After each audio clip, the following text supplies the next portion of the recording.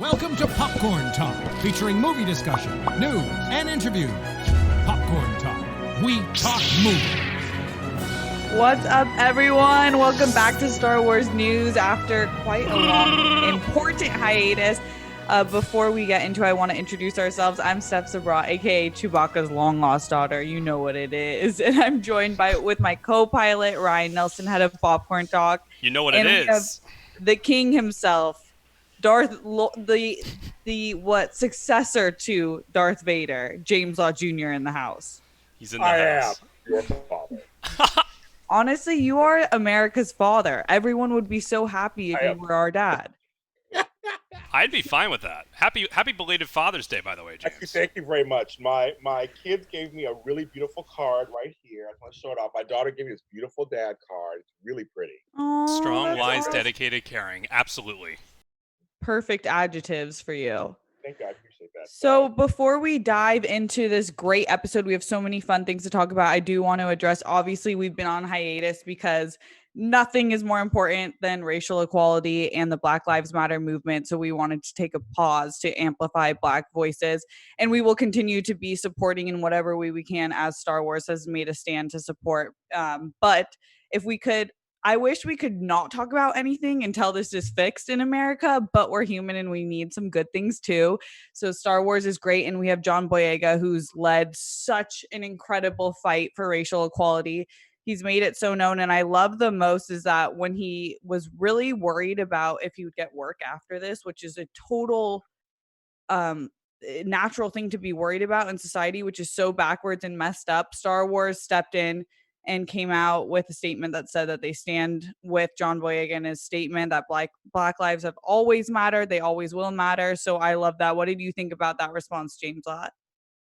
As the Black person on the panel, of course, and I've been Black 51 years. I always tell people, I was brought to tears because, for me, like I said, I've been Black a long time, and people have gotten blackballed and blacklisted for speaking out on subjects over the years, quietly and openly in many ways. And for him and for me, as an older person, to see someone younger speak out and so openly and so honestly and compassionately, it seriously brought me. I literally cried when I watched it, and I said, I was fighting for this stuff 30 years ago, probably when he was born.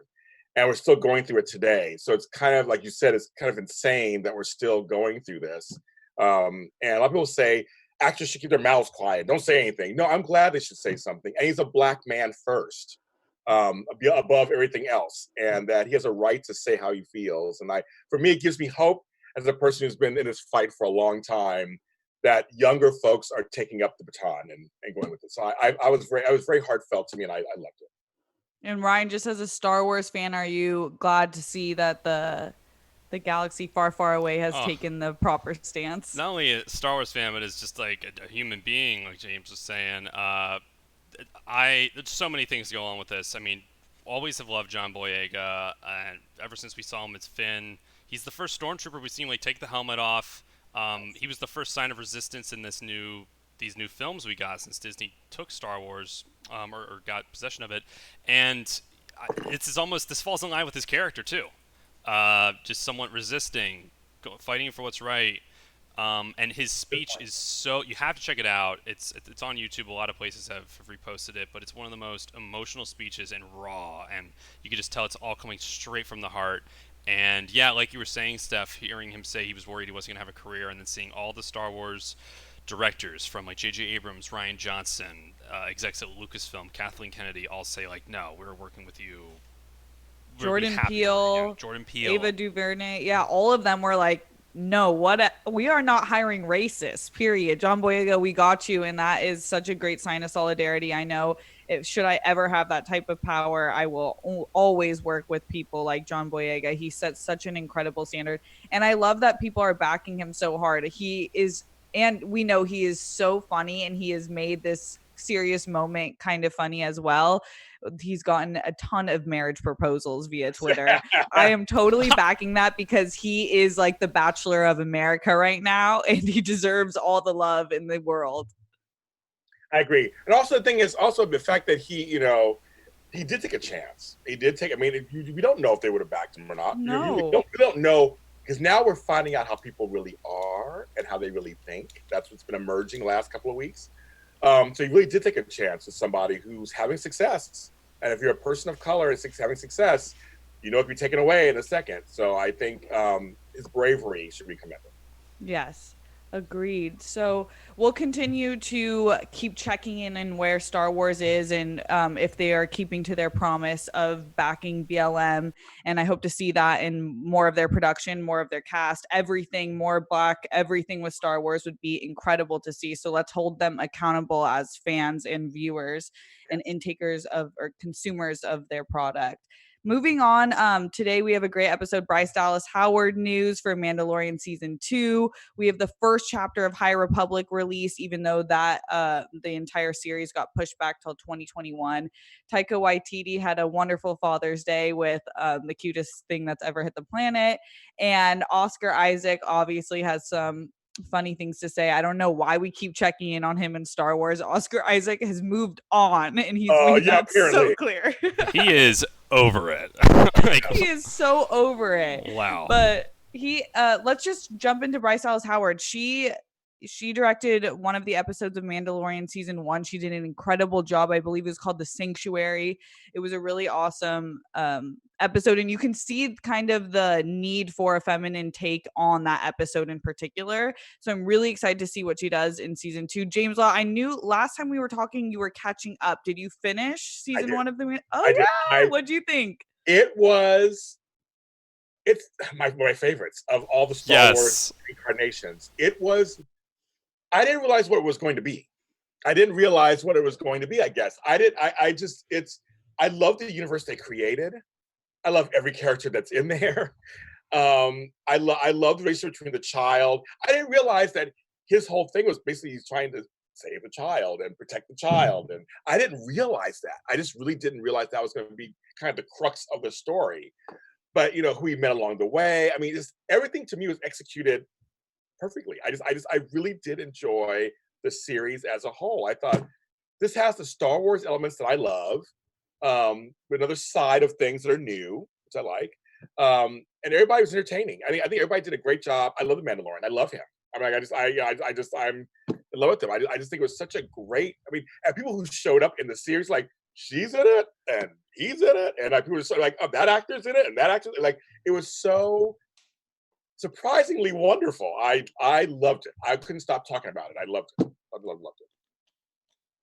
So happy you watched it, James. Yeah. Sorry, I was like mid-sip. We were both like. I know. I totally caught up. But it's a very interesting. I love these little Star Wars universes. I mean, you know, there's a whole bunch they can do, and so it's kind of fun to see. This is one little universe here. Yeah. But it has the feel of Star Wars, which I'm glad that for me as a long-time Star Wars fan, that's what I was scared of. So I want to make sure it still has the feel of the mothership or the fathership. I want to feel like it's part of this universe, and it really does. So now I'm watching Clone Wars.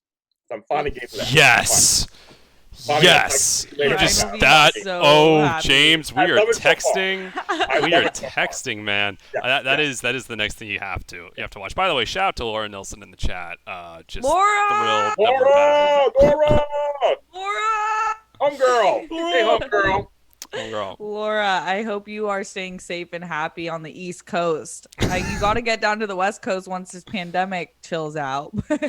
Right. You obviously love the episode that Bryce Dallas Howard directed last season. Are you excited for this season? And do you want any other of those directors to return as well? Right. I mean, we're slowly getting confirmation on who exactly this list of directors is for season 2. You know, Bryce Dallas Howard, her family's all Star Wars. Ron Howard, her dad, doing solo a Star Wars story. Her doing that episode last year. I'm psyched to hear she's doing another one because I think it's so important to not only have like a diverse list of directors, but she was one of the only females who did it last year with Deborah Chow. And we know Deborah Chow isn't involved in the second season because she's doing Obi-Wan. So I'm psyched to hear she's still there, and I cannot wait to hear who the rest of the directors are. I know we have confirmation that Filoni's doing one. I don't think Taika is involved, but you know he's doing a movie, so I'm psyched to hear she's a part of it once again, and seeing all these behind-the-scene Mandalorian episodes that we're getting in the gallery on Disney Plus, she is so passionate about the entire project, and it's good to have someone like that on your team. Yeah, What do you I'm think, Steph? excited. I'm really excited for her in general as a director. I think her career in that regard will start to take off just as much as she is an actress. So that's exciting. Also, Robert Rodriguez, who was involved with Sin City and Alita Battle Angel, has also been confirmed for a season 2 director. So There you go. that's something to look forward to. I liked Alita Battle Angel, and they have officially wrapped principal photography, so they're going to shift to post production. I know, yeah. They shot it early, and I know a lot of our episodes pre quarantine were just like every actor we know is going to be in this season of Mandalorian. So excited! And it's coming closer and closer. I wonder when we're going to get a teaser, because, and this is something we didn't have in the rundown, Steph, but Star Wars Celebration got canceled, so they usually have that first sneak peek at certain things coming up there. So maybe it'll be this like virtual Comic-Con. I don't know when we're gonna get that first trailer. Yeah, I'm excited for that. That will be really, really fun. We did get the first chapter of High Republic. So this is like the next installment of the novel series for Star Wars. It's going to be set when the Jedi are at their height of power, which is an amazing look and something I'm really excited about. Did either of you get to read any of this or the summary? Or are you excited for the release in general, which has been pushed back to 2021, unfortunately? I'm excited. I mean, I love the books, and I've been posting online. I mean, I want to give a shout out to the TikTok army on the Star Wars TikTok army. You guys are so wonderful. You watch my videos. You actually are following me on other platforms now, which is kind of just wonderful. They're excited there, and I always post the books on there. I love the books here. I love reading the books. And this one, it says it's 200 years before Skywalker, so it's be very interesting to see how it's going on. And they mentioned there's no opening crawls, and it's not part of the other. They mentioned like those highlights about this, and I'm giddy with excitement because I love reading the books. I really do. And every time I read a book, I'm always hoping to become a movie or a TV show or something. I'm always like reading it with my visuals in mind, and I'm very, very, very excited for this book. James, your TikTok, you might be the lead Star Wars TikToker, to be honest. Like I haven't seen many other people. I think there isn't. So again, honor and privilege. He said no, just me, baby. Just you, man. No, there isn't. And I started doing it kind of as a fun little thing. And when I started getting thousands of views and the comments, I mean, the engagement has been so wonderful that people really do. They love the series. They love the universe. They love the Star Wars universe, whatever it is. And so when I post something like the Lando book I had, I got tons of talking about. Yeah. So I thought like, these books, they're so much fun to read. It's like you're getting parts of things. Like this universe is huge. It can go any direction.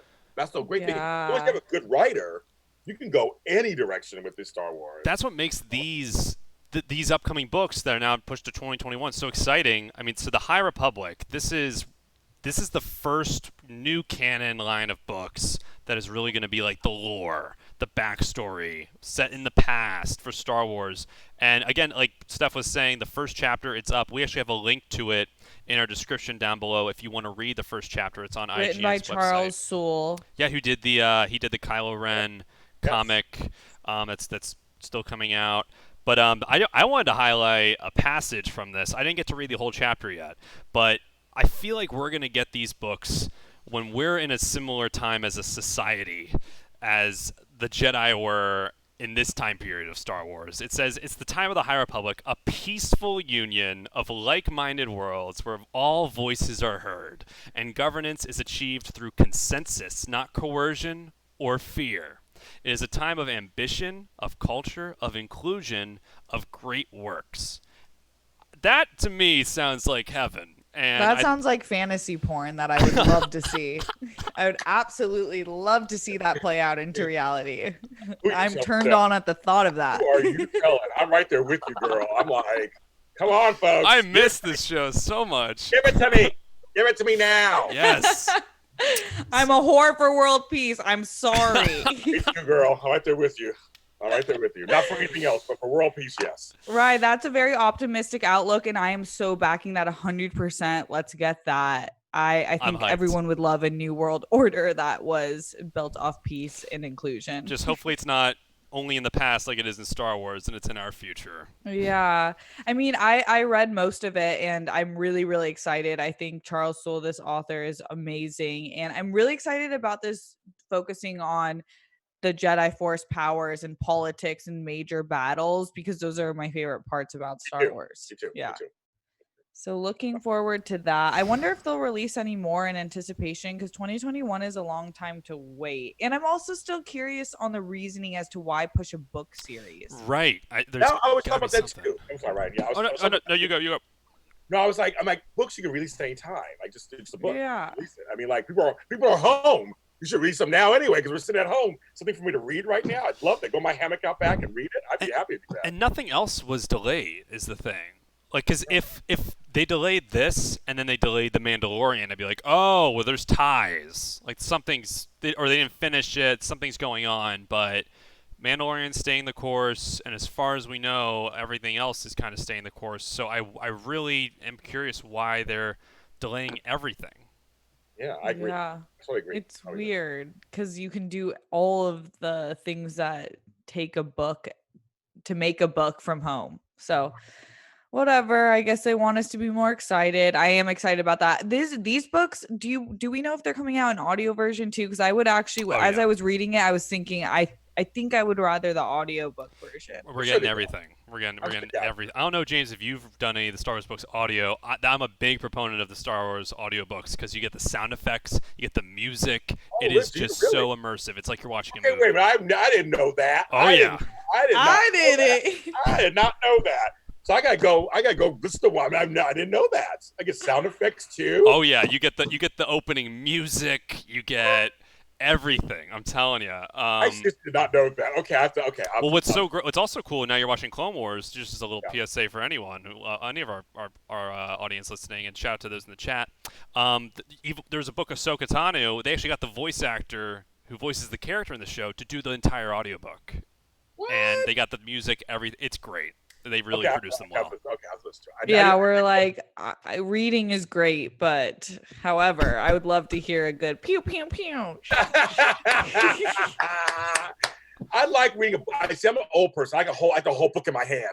I love books too, but I also love fantasy, and I just want to be immersed in the world. Okay. She loves peace fantasy. What's that? Wait, come on, fantasy now. What's going on here? Let me drink out of my Darth Vader head. But no, now the way you're saying it, now I want to listen to the immersive experience. Yes. You may turn me, Steph. Nobody's been able to turn me into the dark side. If I ever had a dating profile, my bio would be, I almost turned James Lott Jr. That's your claim to fame, Steph, now. Wow. That would be an absolute claim to fame that I would never do, because also I would never have a dating app. I don't think. Never say never. But one person that is kind of saying never, unless there's extreme conditions, is Oscar Isaac. In a new interview, he basically was yet again probed on the question of Star Wars, which I don't know why reporters keep doing this, because he's made his stance so very clear. But this time he said it would actually take him needing to buy a new house, which is an absurd comment. How wealthy? Like, he's rich. I was a little offended by this. Like, you know what? Maybe if I need another house or something, I'll join in. Like, Oscar. Well, I knew Oscar Isaac from other things first, honestly. I've seen other, like Llewellyn Davis and all these other movies I've seen him in. So he's been working for a while. But I know the Star Wars series made him some coins. I know it did. He's big okay, coin. probably. But now if he ever does, this is what's in my head. It's like, oh yeah, he needed money. It's a cash grab. The story didn't entice him. He gambled and then he needed money. He clearly gambled away on his spice runs. I agree, right? It's double-sided for me, because I think he's kind of like a Robert Pattinson, where they got into these mega series type chaotic films, but they're actually more of indie film type actors. They like the more artistic roles that are less based in massive franchise. I hear you. I agree, Steph. I think Robert Pattinson kind of made his name though on a big franchise Oh, like a Twilight. Whereas Oscar, he was already working with the Coen brothers. He was already doing some incredible work, and you can't turn down Star Wars. But I just think he was burned, or I think he's over it. He's just completely over He it. wanted Poe to be gay, which I totally am here for, and I honestly think that this is total speculation, just by the way. I think that he really wanted that Finn Poe lovership, as did a lot of us. And I think that it could have made him feel like, you know what, you're not really willing to take a risk. You're not willing to accurately kind of depict the society that we live in. And honestly, I want to tongue John Boyega, which all of that I am here for. Oh my God. I tongue both of them, so that's a story by itself. Close story, me too. Full send. I mean, both of them could get it. Both could get it. I think Oscar Isaac, he has a few movies coming out, actually. Is one in particular where they just dropped the trailer. Dune, right? He's in Dune, I think. Yeah, but then there's another one. I'll find it. But anyways, I'm really excited about his career in general, because I do think that even though he's already known, there was a huge group of people that now know him because of Star Wars. It must be tough. It just must be tough when you become popular on something and they want to keep you there. It just must be a tough thing. It's like they want to keep you, because Star Wars is a huge franchise, and now you're part of the universe. So that's never going to go away. Like I do soaps. It's the same as soap. Once you do a soap, you're in the soap world. I mean, that's just one of those things. Like they all want you to remember you're in a soap world and come back on the show. But you're like, well, I want to do this over here, and I want to go over here and do this, and I don't want to go back. It feels like backwards to them, like going backwards. So it must be just tough when you become a mega star in a certain genre that you didn't plan on. Maybe. Yeah, I agree. Maybe it's because of the time we're in right now, quarantine, and like everyone doesn't have a job, and you're just like, yeah, if I need another house, then I'll come back. Yeah, I mean, that is kind of I will say the pandemic has made celebrity culture so disgusting. Let's sing Imagine while we're ordering the new house. It's like I can barely apologizing. afford this N95 mask, and you just might need another house. Excuse the fuck out of me. Let me go crawl into How about my donate the money infested- instead of the new house? Like donate it somewhere. Yeah, I that is one thing I do think is great about the pandemic, that now we're like, oh, poor you're quarantining in your like 50-acre orange, I don't know, orange grove lot with your martinis on the side of the pool. Fuck off. Gregory Well, Castillo. that's my life every day. But other than that, I do feel for the people. I do. It's okay. Greg Castillo in the chat just typed tongue wars. Oh my god, yes. I'm all for that. I am all for it. Alternate universe fan fiction Star Wars. I'm so here for. Do it. In other news, Taika Waititi. Oh, happy Father's Day! If anyone watching is a father, yes, James Lott Jr. Happy Father's Day. Happy Father's Day to the Father of the Year. So he posted a photo on Father's Day with none other than Baby Yoda, and it was the cutest freaking photo ever. Wait, do you have your Baby Yoda bobblehead? Oh, where is it, James? Look at that. And then I'm recreate it. also tying with James because I got an AirPod case that's Baby Yoda. It's so cute. It's an AirPod case? Yes. AirPod, it's so cute. And I have nothing. Yeah. I have a Baby Yoda mask, though, which is pretty cool. Me too, thanks to Ryan. Yes. But he is a daddy. No, he is the father, and I mean, what the most adorable picture. I feel like this could be the #1 story each week we do this show. If just a new photo surfaces of Baby Yoda, like I don't know what the paparazzi's doing, but they should just have all their cameras aimed right at that baby, because that is all the photos I care about. If they ever had a really bad publicity stunt, all they would have to do is something big with Baby Yoda, and everyone would forget. Yes. That's how sick this world is. We're like, oh, a green baby, including myself. Forgiven. Okay. Oh my gosh. See, Cute. yeah, It's really truly a That's zaddy. adorable. Zaddy. Very cute. What else we got, Steph? Okay, this one is a very exciting story. Star Wars Squadron gameplay trailer dropped, and I'm not a gamer, but this and the pod racing game are, I think, going to be the thing that gets me into gaming, because this shit looks sick, dude. You guys, I know, James, you're not a gamer either, but you got a chance to look at the I trailer. watched it. He was like, please watch this in the rundown. So I said, I'll do whatever Ryan tells me. So I did watch it. And it's like 5 minutes. It was not that long, folks.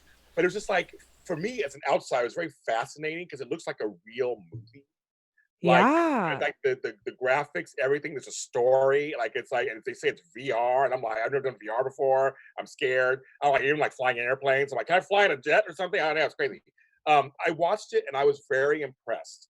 And I think part of me was more into the kind of the story, kind of like I can be part of the story as I'm playing it. I'm like, I just got so excited actually. Yeah.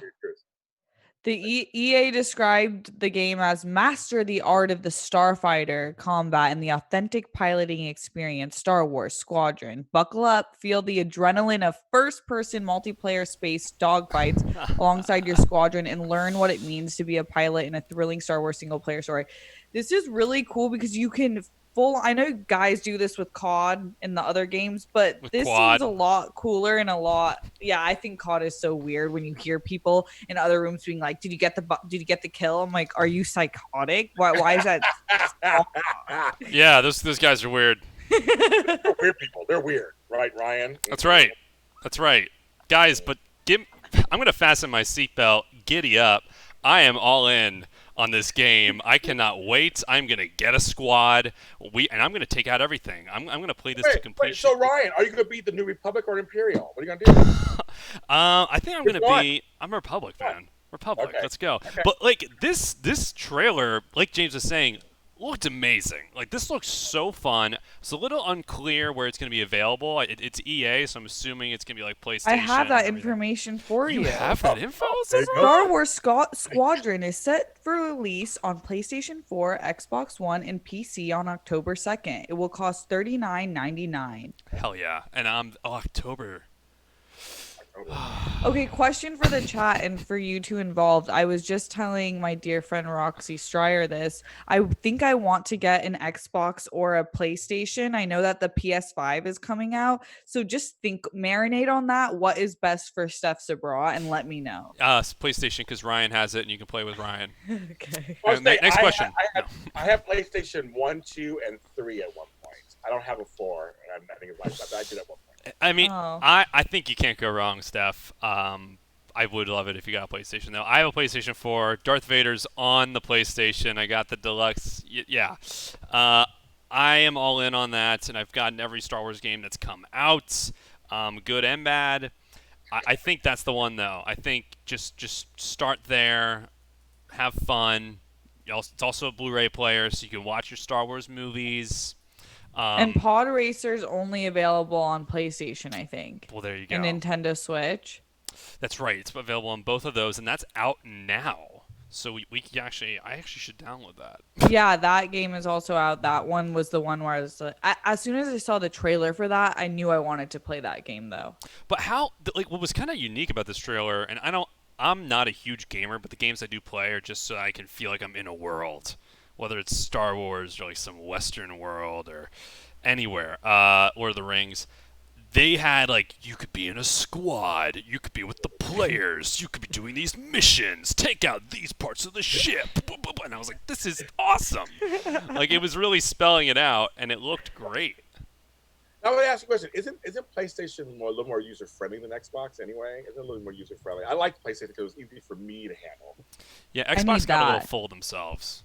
No. Oh yeah. Oh my god, it's so funny. I mean, I come from, Atari and Commodore 64. I mean, I come from that world. I come from, Sega Genesis. I'm old, so I come from that world. So I had to find something that was user friendly for me, and I found the PlayStation series was a lot more easier for me.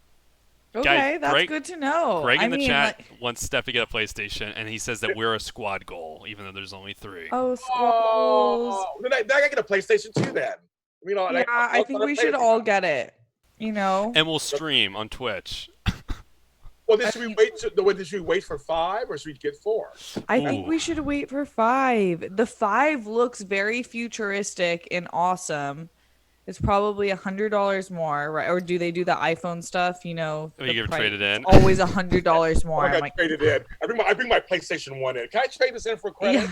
I have a PS2. I have a Game Boy. I'm like, what kind of connection does this I make? can, All I can have just is this Game imagine. Boy. I can imagine getting on with you two, and Steph just signing on before she even says hi. She just goes, "Red leader standing by," and then I Yes. go, "This is red too." Oh my Right God. on target, bitches. You hear? I'm kind of excited now. And I'm kind of, I should do it. I think we need to do that. Let's make gamers out of ourselves. That will be fun. I need That one would more be thing fun. in my life. One more thing in my life, sure. What, Rye? I was gonna say, if were those are the topics for today?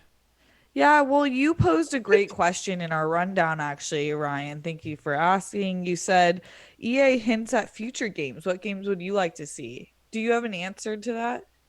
Yes. I have Awesome. many answers. I think what's so great about Star Wars. A lot of them are usually these like action fighting games because it's Star Wars after all.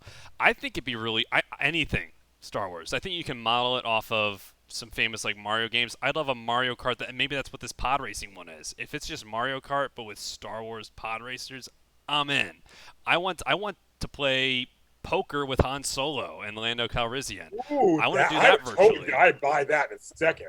Right, even if it was just a poker app, but they replaced it to be Star Wars. Oh my goodness, yes. I want to play for that. Playing with everybody, playing with Darth Vader. I mean, playing with Boba Fett or somebody. I play with Yoda. I mean, play poker with Yoda. I'm like using the Force to like check out Yes! what the cards are, mind trick. I'm in. I'm all in. Why aren't we developers? Why are we developing? Yeah, wait, you guys, I have a game to develop too. What is it? I really thought about this. It could honestly include your game as well. Okay. So I'm thinking we should have a Star Wars Sims. Like it's basically Sims where you can my build God. your own Star Wars avatar. So you can be a Jedi, you can be a spice runner, you can be a stormtrooper, you can be a first order leader, whatever it is, and you have to build from the ground up your existence basically. And then maybe there are different stations. There's a Han Solo station where you do gamble or you play poker, and maybe there's a Luke Skywalker Jedi training class that you take. You know what I mean? Like a full immersive world where you become a character. Yes. You in. could grow up on some random desert planet and then find a roly droid and then go on an adventure and find out you're related to this Darth Lord of the Sith and that you're actually his granddaughter. Exactly. And you can change your last name to Skywalker just like Rey. Yeah. We can all be Skywalkers. That sounds familiar. I may not be that smart, but that sounds really familiar, Ryan. I don't know. I love the Sims idea. What would you call it instead of Sims? I think you'll say Animal Crossing idea. I think you'll do like Animal Crossing. Yeah. I'm in for that too. It's just no war. It's just building. Star Wars No land. more war anymore. Stars. I would totally make my whole family. I'd do a whole thing. Me too. They would be so cute too. Yeah. Yeah, it's an baby RPG. Darth Vader. I make a teenage Darth Vader. I mean, all kind of darts. Or just so Anakin. No, not Anakin. Wait, James Lott, on the cars where people have the stickers of the families, you should have like little Russian doll sizes of Darth Vader. I totally should. I should. All right. I was gonna throw this one last thing in there, Steph. I mentioned it earlier, but Star Wars Celebration got canceled. As we know, this is the Star Wars convention in Anaheim, and though that broke my heart, it's definitely the right thing to do with the coronavirus going on. But the thing that's even more heartbreaking is it is going to be back here in Anaheim for 2 years. 2022, brutal, because of D23, which is next year, and they don't want two things happening that close to each other. But a lot of people in the chat were asking, like, what happens with that money if you have your tickets. So I had 2 tickets. Steph and I were going to go. Oh, okay. Yeah, and it was going to be a lot of fun. So you can either get a full refund or credit to get Star Wars merch from Celebration, or you can just have it go towards 2 tickets for 2 years from now. I still don't know what to do with mine, but apparently they make the decision for me on July 1st. Dang. You better hurry up, Ryan, man. I gotta hurry up. I want to know, guys, do you think just get the refund, they take a little fee out, or should I just splurge on like $290 in Star Wars merch? Star Wars merch. Do you have to do the full $299 merch, or can you do like 100 and get $199 back? If I I'm like such a piece of shit dealer. I'm like, listen, let's make a deal. $50 and I get the I'm rest back. Rumpelstiltskin. I'm like, give me a deal or I'll take your baby and its name. The thing is, if any scenario where I get money back, they take like a 5 to 8%. There's like a fee, a processing fee, that it's minor, but that was. Here's what I would do. What would you do, Steph? Since it's 2 years away, so it's not like I feel like if it was a year, I'd probably get the money back and wait and get the next ticket. But it's 2 years away, so if you see cool merch that you want, get it, and if you don't, then get the money back. You don't think save tickets for 2 years from now and then just like have a happy surprise? No. Oh, you can like reserve the ticket? Yeah, I can already reserve it for 2 years. Both got tired. We both got quiet. We're like, no. Honestly, no. You want to know why? Quiet. Because that's a decision that breeds a bad habit. It's like this fear of lack, and you want to like control the situation. You will have enough money then. You can rebuy the tickets then. Yes. You know what? Treat yourself. James being the organizer. Period. And Steph saying treat yourself. I'm going to take y'all's advice. Okay. No reservation. No. Forget it. Forget it. You want it? I got it. Okay. I want to get some merch. Get some cool stuff. Get some cool stuff. Thank y'all. James That was all I had. Jr. How is Star Wars Army on TikTok doing? You spoke a little bit about it, but are you doing any what's your post schedule like? So what I do is I decided to bend TikTok to my will. I don't do what it tells me to do. I do what I want to do on there. He's not regular. Not regular. I'm extra crispy. So what I do is regular. I'm an organizer. So I have like a schedule. So I have 3 series that I post on there. And then I do 3 extra things. So I do my How to Get Super Organized in Under a Minute series. Then I do a lot of spoken word series. And then I do a lot of help. So a lot to think about. So those are my 3 series I do. They're kind of serious. And then I do my left-handed stuff because I'm left-handed. And I do my Star Wars stuff because it's Star Wars. And so about every other day is when I post. I post about it kind of averages about every other day at this point. I post up to 5 videos. And I just rotate them. I write them out. I have it all planned, and I rotate them all. I have a new Star Wars one coming out shortly. But the last one I did really well. I found my Darth Vader comic book, and everybody's laughing at that. But no, I have a whole schedule, and the TikTok army of Star Wars people, they just eat it alive. And they come on, and they're so kind, and they're so fun, and they give me recommendations. They'll go, "Oh, you have this." They'll tell me what I should get. I should look at this. I love it. I love the dialogue. I love the conversation. I never thought on TikTok like that was going to be like the majority of my conversation. They've been so kind to me. And I do this late night IG show on my channel every night. And they come on. Like, we found you because of Star Wars on TikTok. We love you. We love you. Like, they talk to me. They love my voice. They always like, you sound like Darth Vader all the time. And they call me Papa Vader, the CEO of Vaders. They call me Papa Vader. All these names. And I want to shout out to them because during this COVID time, they've just been really wonderful and it's been so supportive. And it's almost like this great universe that we're creating in your show too. I mean, I love doing your show. And it's like, come on here, everybody's so nice to me afterwards. Your fans are always like nice to me and everything. That it's just that warms my heart. It is. It's like a universe of something that's fictional can actually affect change in the real world. So I feel like the real world can affect the real world, and that's what I love about this universe. And the folks on TikTok, I just want to give them shout outs every day. They show up. They come to my post. They do show up. Bless you. They show up. That's amazing. Steph was getting James. Emotional. Yeah. No, I was. I'm so happy because Star Wars Galaxy can be kind of a toxic fan base. So the fact that the good ones have found you is awesome. They have. I've had seriously. I have 3 million views total so far. Holy cow, James. I don't know why. I have Talk about it. I had a video go 1 million. I have one video went 1 million. That's amazing. But people are they've been very, very kind to me. I really have to say, I've had really very little or none negative stuff on my posts. I'm so glad, but you shouldn't be surprised because you are actually one of the greatest people ever.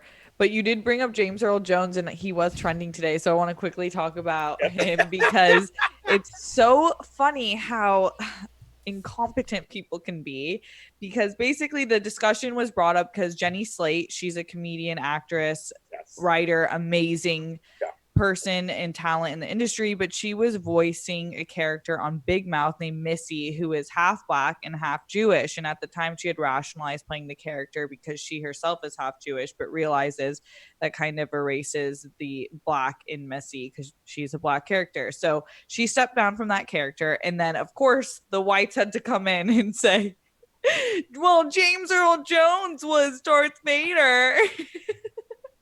And everyone's like, first of all, don't have James Earl Jones trending. We can't take. Oh, I know. No, trust me. I was like, bad happened. I will be depressed. We will all be depressed. And second of all, he made Darth Vader. So well, and here's a really interesting fact about that. I don't really know where I fall on this, but the fact of the matter is, he actually wasn't credited in the credits of Star Wars for the voice of Darth Vader until Return of the Jedi. It was known that he was the voice, but he didn't even take the credit for the role. He didn't want the credit. Yeah. It was just David Prowse. Here's the thing. What people don't understand, what white folks understand, is that it was actually brilliant that they didn't, because it was a voice role, that they overlooked race and picked the guy who had the voice. I mean, like, he had the voice for it.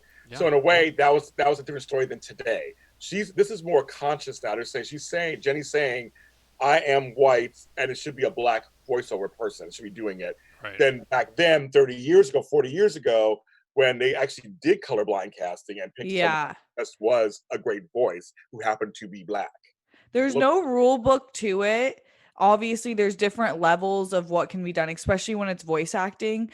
But the thing to remember, and the biggest difference between a character like Missy and a character like Darth Vader, the color of their skin, there are levels to how it played into the character in the role that they were playing. I agree.